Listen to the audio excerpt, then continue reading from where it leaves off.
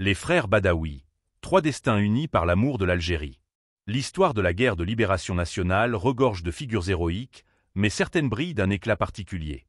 C'est le cas des frères Badawi, Abdelkader, Menawar et Mohamed, trois frères unis par le sang, par les convictions et par le sacrifice ultime, celui de leur vie pour une Algérie libre.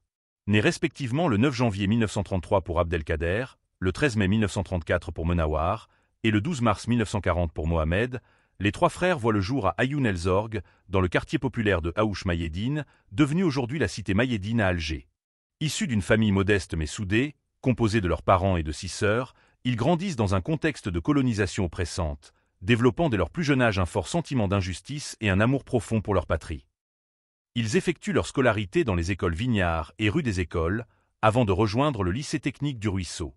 En parallèle à leurs études, les frères Badawi sont passionnés de sport. Abdelkader devient un cycliste accompli, remportant plusieurs compétitions. Menawar excelle en cross-country, au point d'être sacré champion d'Algérie. Quant au plus jeune, Mohamed, il est fasciné par les sports mécaniques et devient l'un des pionniers du motocross algérois, une compétence précieuse pour échapper à la surveillance coloniale. Le réveil politique commence dans les scouts musulmans algériens, au sein du groupe Émir Khaled de Bellecour. Là naît leur flamme patriotique, qui les pousse à rejoindre les rangs du PPA, du MTLD puis du MNA, avant de s'engager résolument dans la lutte armée aux côtés du Front de Libération Nationale, FLN, dès le 1er novembre 1954. Dans le Grand Alger, ils deviennent des combattants aguerris et des figures respectées. Aux côtés de Larbi Ben Midi et Yassef Saadi, ils mènent des actions de sabotage, des attentats, participent à l'organisation de la grève des 8 jours, puis à la bataille d'Alger. Parmi leurs compagnons de lutte figurent des noms glorieux, les frères Segouani, Ali Bouguermine, Omar Dib, Nadji Hamdida, Mohamed Benassila, Jamel Eddin Chala, les cousins Makloufi, ou encore les familles Aroua et Zikara, dont plusieurs membres tombèrent au champ d'honneur. En décembre 1957, Abdelkader est arrêté et emprisonné à Serkadji. Il réussit pourtant une évasion spectaculaire et rejoint le maquis de la Wilaya 4, où Menouar l'avait précédé. Ensemble, ils participent à plusieurs opérations militaires, notamment à la bataille de Boulgroun. C'est là qu'Abdelkader tombera, glorieusement, aux côtés du valeureux Silagdar et de nombreux moudjahidines. Blessé, Menawar est capturé après avoir été repéré par un hélicoptère. Incarcéré à Serkadji, il s'en évade également. Revenu à Alger pour poursuivre la lutte, il est trahi par un certain Boukhana, qui l'accompagnait.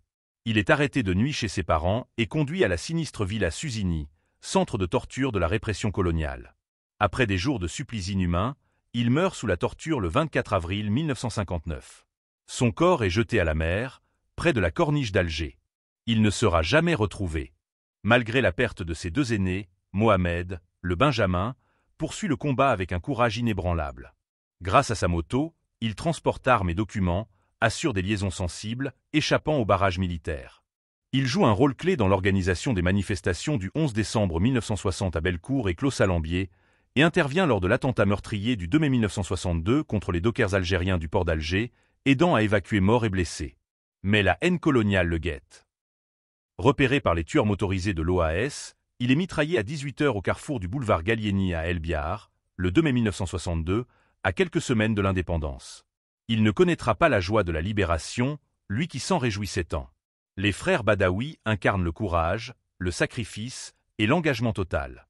Leur parcours illustre la ferveur patriotique d'une jeunesse qui a tout donné pour libérer la terre d'Algérie du joug colonial. Leur mémoire doit rester vivante dans les esprits et les cœurs, transmise aux générations futures comme un exemple de bravoure et d'unité familiale au service de la nation. Gloire éternelle aux martyrs. Que vive l'Algérie libre et indépendante.